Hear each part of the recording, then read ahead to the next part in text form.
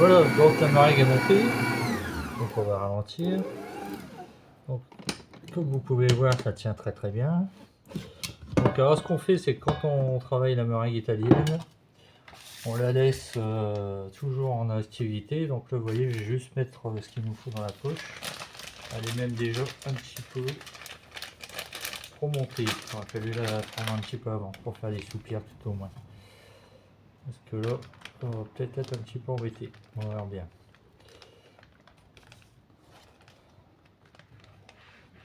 Donc comme je vous disais, le double du blanc en sucre.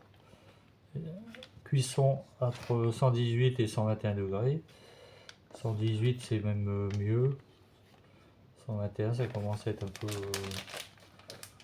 peu beaucoup. Le problème c'est ce qu'on risque d'avoir là.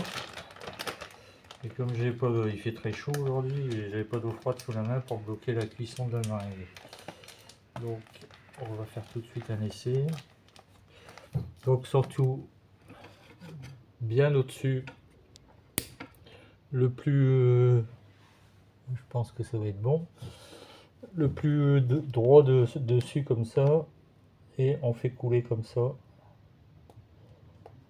On remonte, on appuie, on remonte, on appuie, on remonte, on appuie. Voilà. J'ai un petit peu de travers. L'idéal c'est d'être vraiment au-dessus du petit gâteau. Donc fond pâte sablée, crème d'amande.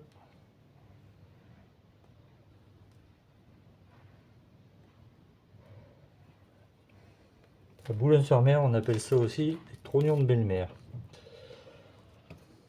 Allez savoir pourquoi.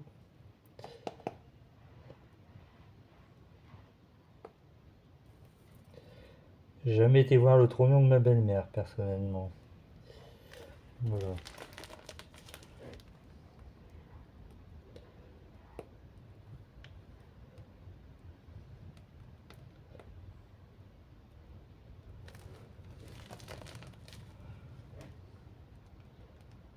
Ensuite, on mettra une pâte à glacer au chocolat. On peut en mettre vanille, café, praliné. Maintenant, on en fait un petit peu à toutes les sauces.